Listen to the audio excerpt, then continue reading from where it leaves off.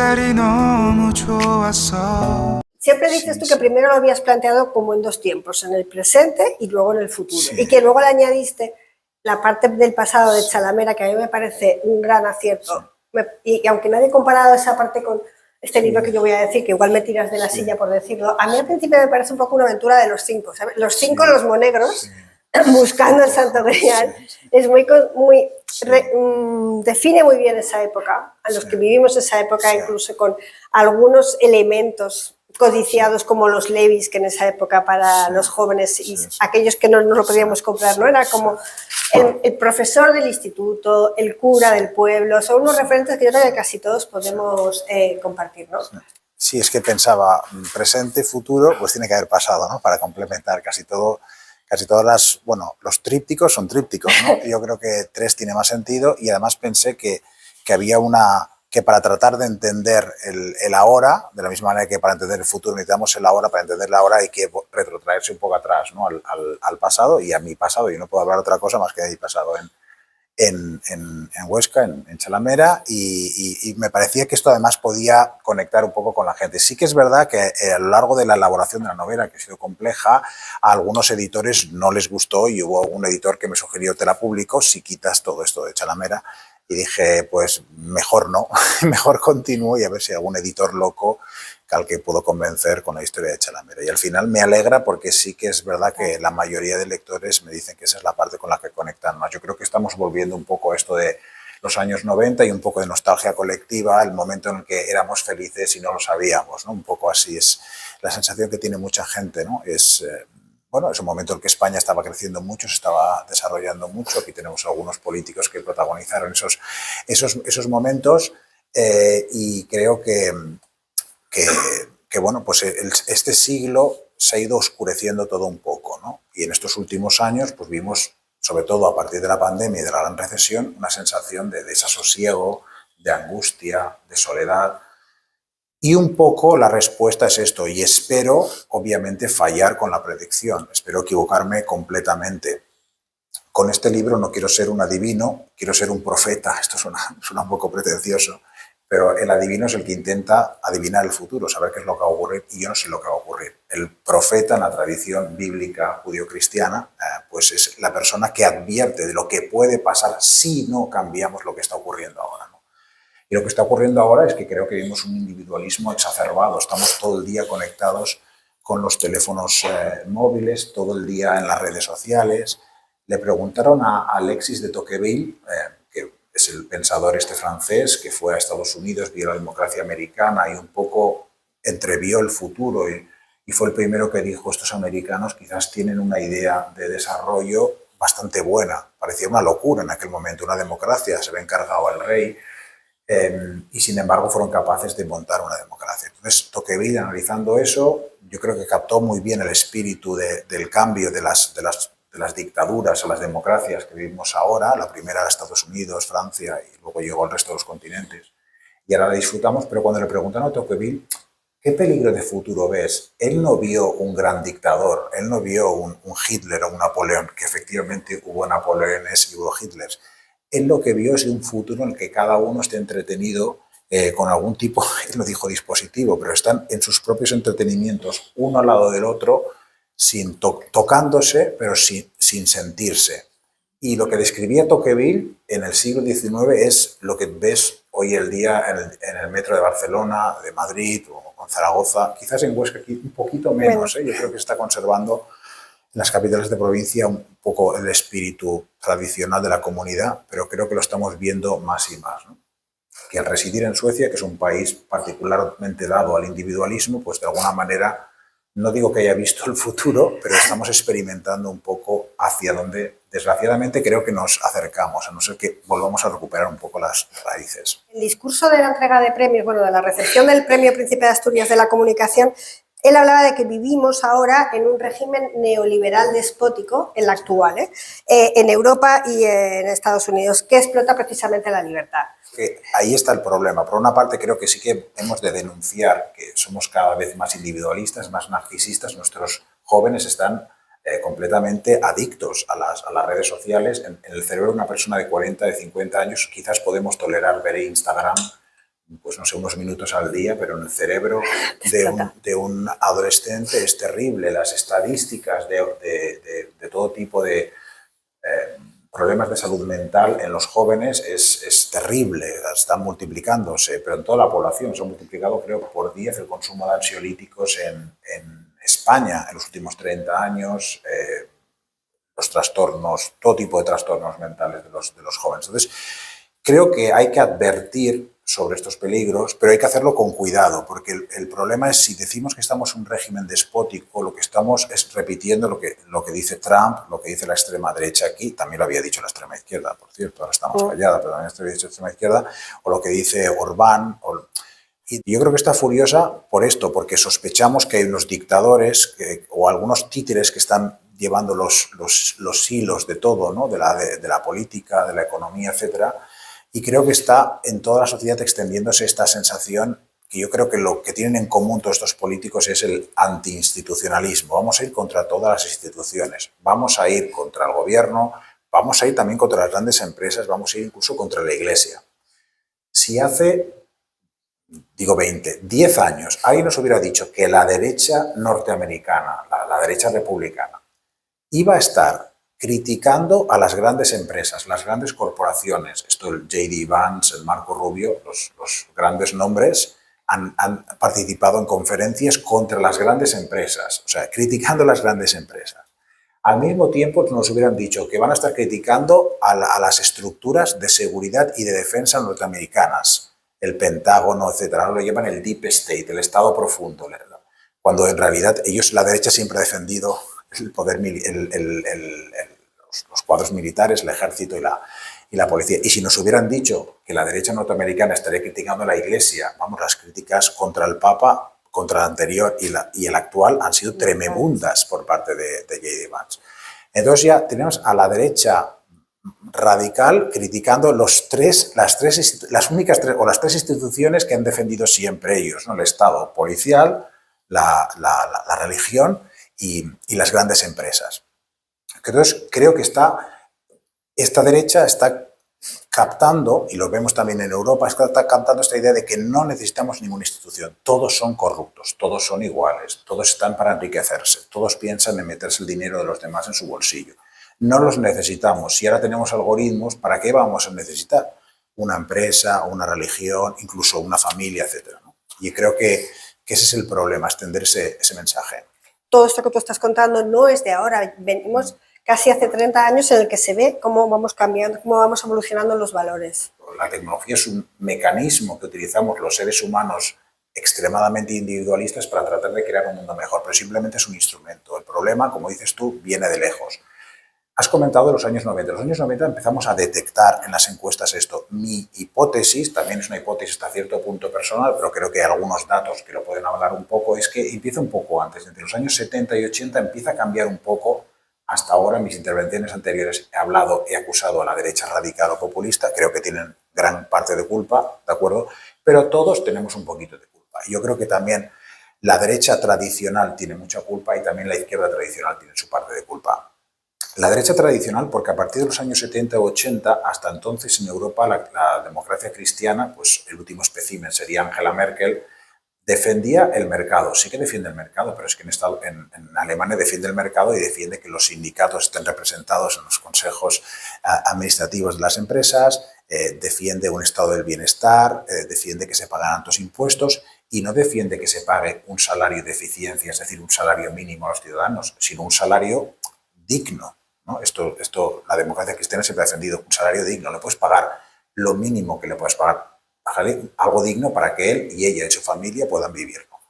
Esto se rompe a partir de los años 70 con Thatcher, Reagan, etc. Yo creo que coge una dimensión nueva con Berlusconi, porque yo creo que Berlusconi es el primero. O sea, Trump es más conocido y todo, pero es una versión americana de Berlusconi, ¿no?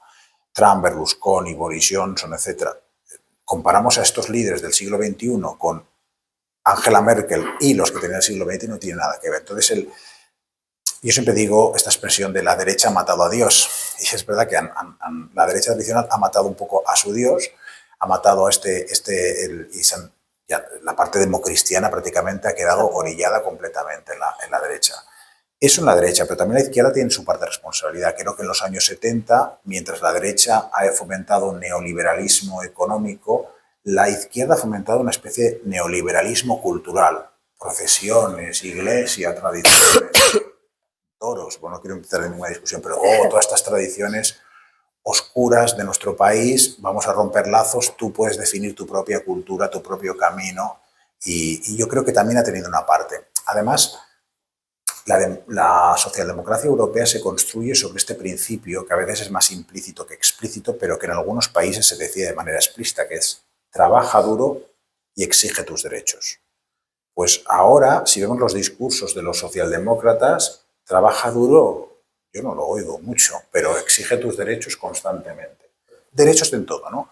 Y muy pocos deberes. Entonces yo creo que la izquierda tiene que volver a defender la idea de los deberes. No digo necesariamente servicio militar obligatorio, pero si tienes alguna amenaza, a lo mejor sí que un servicio social obligatorio, etcétera, ¿no? Y al mismo tiempo hay que dar derechos a los ciudadanos, pero no solo derechos, ¿no? Con lo cual, resumiendo, una intervención un poco larga, pero creo que también el individualismo que tenemos ahora en gran parte es el resultado de este producto ideológico de los unos y los otros, de decir, tú estás libre, tú eres libre, defínete tú mismo, ¿no? Que recibiste una carta de agradecimiento, interés del Papa Francisco, interesándose por, sí, ¿no?, por cómo juntar política, no política de iglesia, pero sí política y esta visión de lo que antes era la doctrina social de la iglesia, bueno, y que sigue siendo con el nuevo Papa. Sí, recibí una carta del Papa, pero casi no la leo, porque mi mujer cogió la carta y como habíamos recibido, estábamos en Suecia, pero de vez en cuando recibimos cartas manuscritas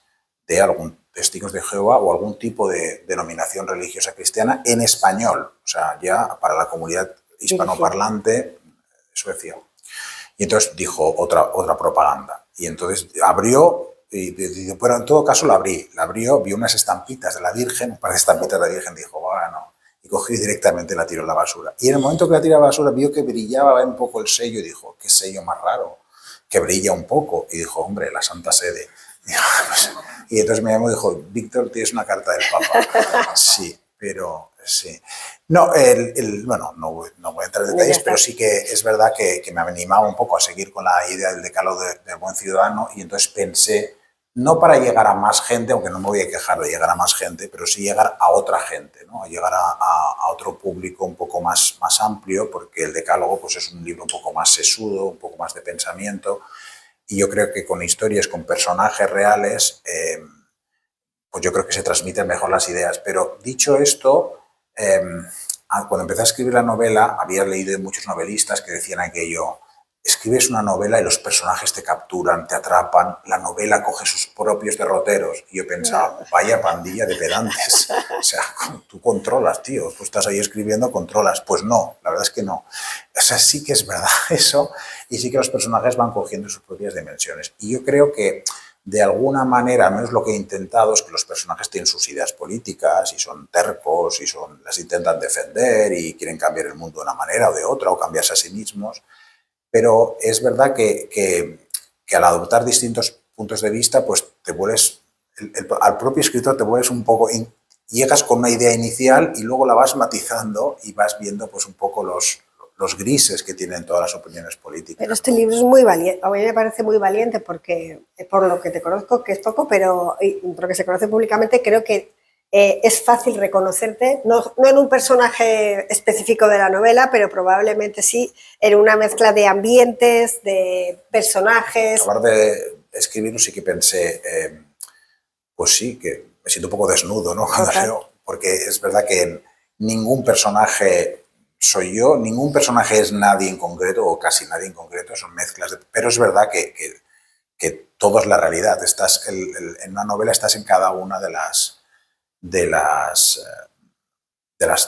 frases, ¿no? Y es verdad que, bueno, te sientes más expuesto de una manera, pero también es algo bonito porque creo que es compartir y este diálogo que entablas con los lectores, porque la verdad es que los lectores lo están interpretando de una manera, algunos muy de izquierdas, otros muy de derechas o muy de diferentes, y lo están interpretando cada uno de manera, y me parece que esto es muy enriquecedor, porque yo estoy de estas correspondencia, este pequeño diálogo que estoy teniendo con los primeros lectores y lectoras, pues estoy aprendiendo mucho, la verdad. Me ha recordado a mi infancia cuando hablas de la nuclear en Salamera. Seguro que a más personas de aquí se acordarán de aquel concierto de Joaquín Carbonell, que yo creo que es el primer concierto que me llevó mi padre, que no era nada político, pero como era gratis ahí que fuimos, ¿no?, a gritar en Salamera no queremos central, y él recoge todo milimétricamente. Por eso yo espero que no aciertes como un profeta en el futuro, sí, con la misma rigurosidad del presente, ¿no? ¿Cómo has construido ese presente de tu libro, quiero decir, en el que cogías todos los casos que en ese momento existían en la realidad? ¿Cuánto tiempo has estado haciendo eso? Porque es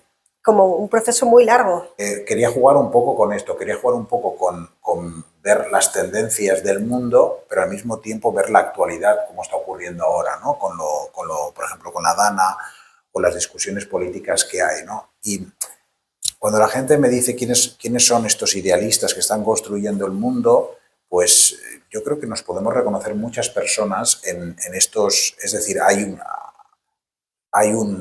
estos ciberactivistas hay algo del espíritu de Podemos y de los populismos de izquierdas, hay claramente también el espíritu de los populistas de derechas, ¿no?, de los neoliberales, y sobre todo de los tipos como Milei, Musk, etcétera, ¿no?, estos anarcoliberales, que yo creo que esta es la ideología de fondo que nos están colando, ¿no?, y lo que está atrayendo tantos adeptos entre los jóvenes. También una de las cosas que ya estaba en el decálogo y en este libro, pues hay bastante religión. Una religión en un sentido, no sé si llamarla laica, pero una religión bastante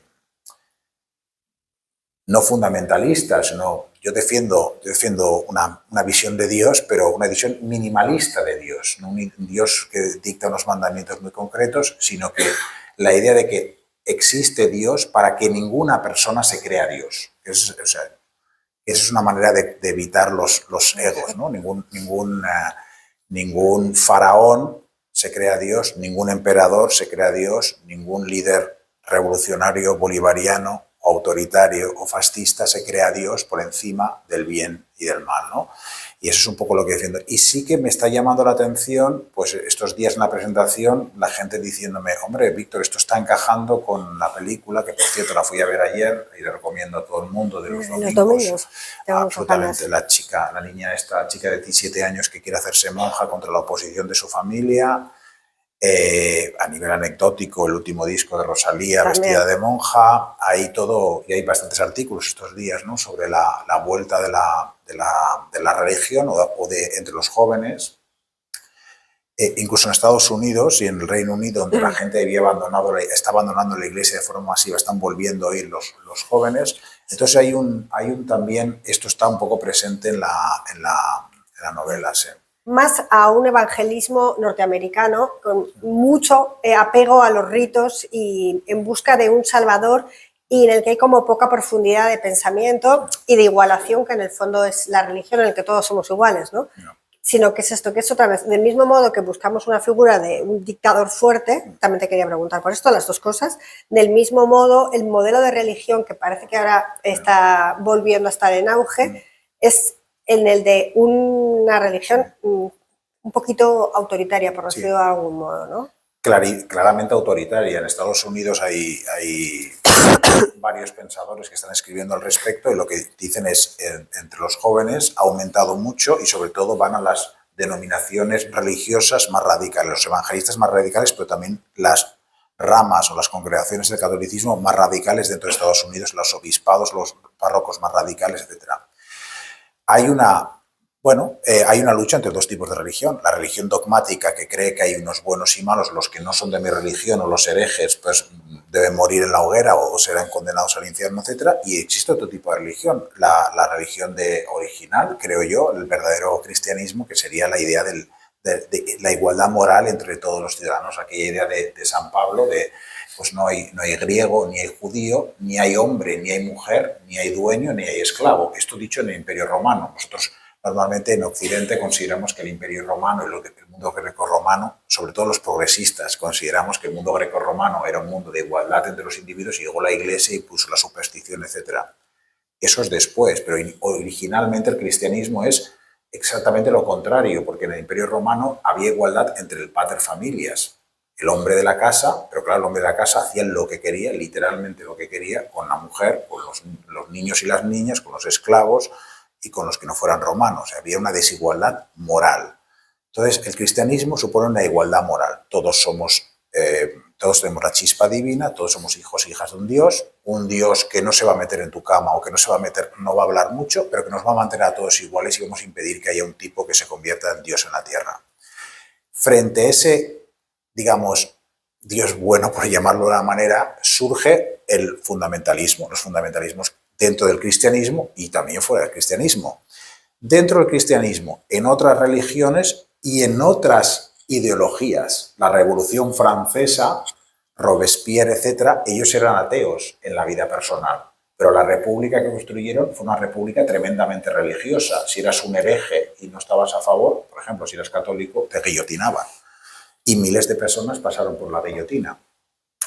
La Revolución Rusa. Yo creo que son fórmulas muy religiosas de la política. Entonces, no llamarlo Dios malo, pero ese Dios dogmático también existe. Y hay una lucha entre los dos dioses, ¿no? El Dios minimalista que estoy defendiendo, o este Dios igualador, y el Dios desigualador, o la utilización de Dios, la instrumentalización de Dios por estas ideologías. Y esa lucha entre los dos tipos de religión está presente en el libro. Creo que es la lucha de fondo. No es una lucha de fondo entre la izquierda y la derecha, no es una fondo entre nacionalistas y no nacionalistas, entre hombres y mujeres. Es una lucha de fondo entre dos maneras, dos conceptos de Dios, dos conceptos de cómo debemos organizarnos y cómo debemos relacionarnos los seres humanos, ¿no? Y obviamente el libro apuesta por la visión de Dios minimalista y no dogmática, pero creo que el peligro que tenemos es que muchos jóvenes hoy en día se sienten huérfanos de identidad.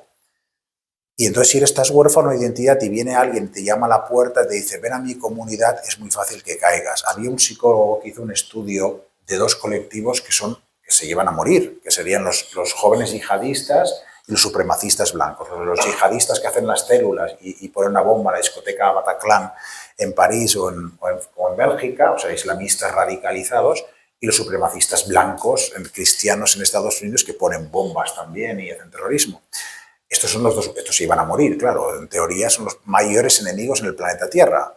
Y decía, el perfil psicológico es exactamente el mismo. Son chicos, normalmente hombres, adolescentes, algunos han tenido problemas de adicción, lo que sea, pero se sienten solos y sienten un vacío espiritual muy fuerte. Entonces alguien te llama a la puerta, te viene con unos rituales y con unos dogmas súper estrictos y te dice, tú vas a poder vencer todas estas pruebas y vas a convertirte en un servidor del Señor, etc. Y es muy fácil caer en estos fundamentalismos, me temo, ¿no? Cuenta tanto el narcisismo, el postureo, el cómo me va a ver la chica de la fila de adelante o el compañero de atrás, si soy excesivamente masculino, la chica si soy excesivamente femenina, además, que es un vacío total, ¿no? Yo creo que contra esto tenemos que ponernos ya, porque estamos perdiendo una generación completamente de gente que se encuentra, tú ya lo has dicho, pero vuelvo a insistir, tremendamente solos y tremendamente desesperados. Y no creo que sea solo por una situación económica. Sí, la verdad es que la soledad es una de las grandes batallas que hemos de librar en estos momentos, ¿no?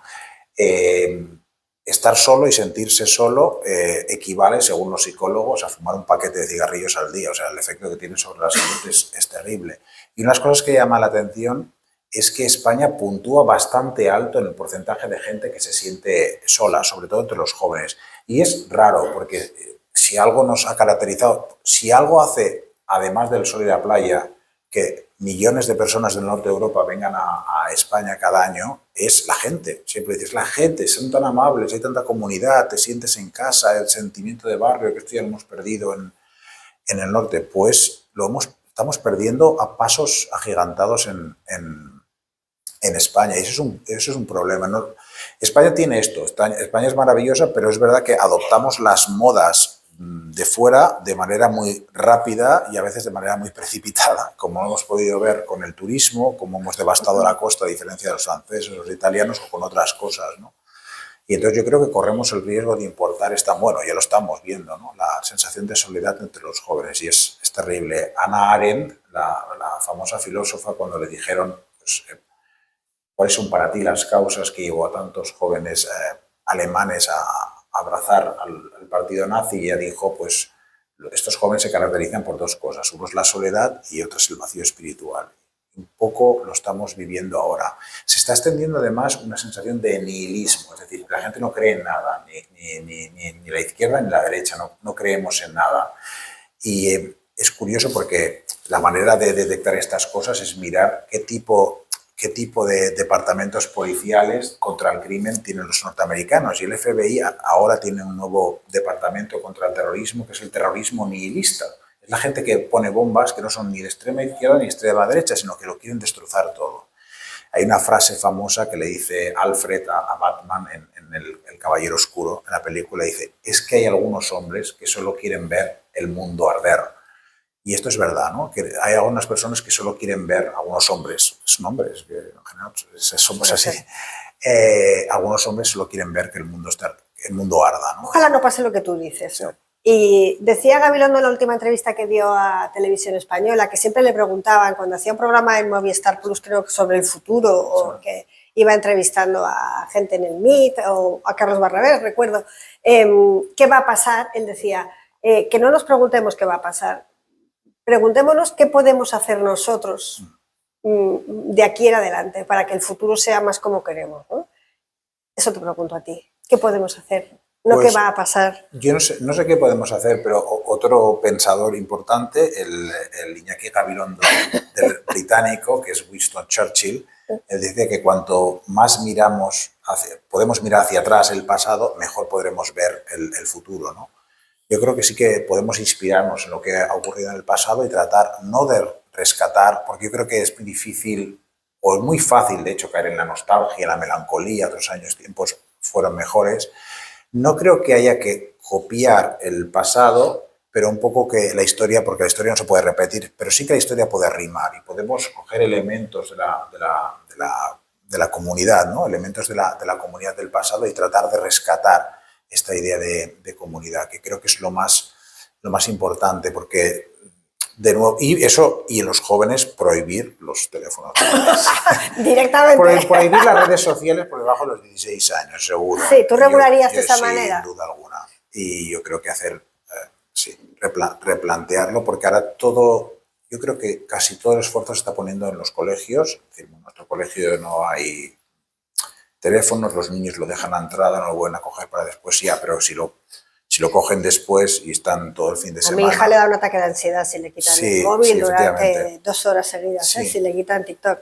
Que también es muy sorprendente que son súper diestros, por ejemplo, el manejo de cualquier red social, pero tú dile, como no me está escuchando ni me va a oír, dile a mi hija que tiene 15 años que busque en Google la farmacia de guardia. Mira, te dice, ¿esto dónde está? ¿En TikTok? ¿En ChatGPT? Porque no sabe utilizar Google, no sabe utilizar Internet de otra manera que no sea para estar haciendo scroll continuamente en las redes. Yo creo que dentro de 20 años, incluso antes, quizás 10, 15 años, veremos las redes sociales en los jóvenes de la misma manera que vimos la heroína en los 80 y los 90. No necesariamente, pero no me voy a quejar si lo leéis, creo que leer libros es muy importante, porque sí que noto que cuando hablas con los jóvenes sobre política o sobre cualquier cosa, les cuesta muchas veces ver matices. Yo no considero que nuestros jóvenes estén menos capacitados y como tú seguramente tienes experiencia, estoy sorprendido realmente de lo buenos que son y lo buenas que son, sobre todo buenas, pero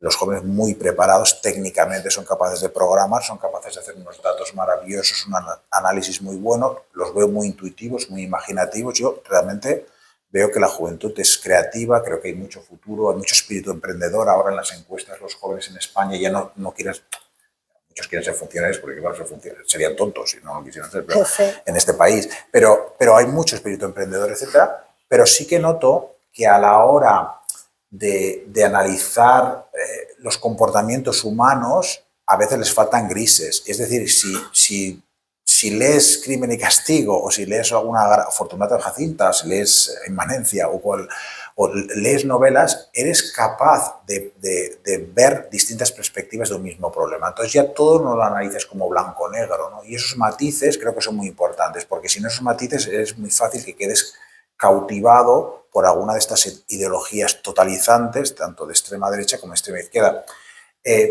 es tremendo cómo ha ido cayendo el discurso político. Es A eso te iba a verdad que ir. si mañana, no sé, el miércoles hay sesión de control del Congreso, en fin, escuchar una sesión de control del Congreso y compararla con las sesiones que había en las Cortes, no ser nostálgico, los años hace 20 o 30 años es como hablar de dos mundos distintos.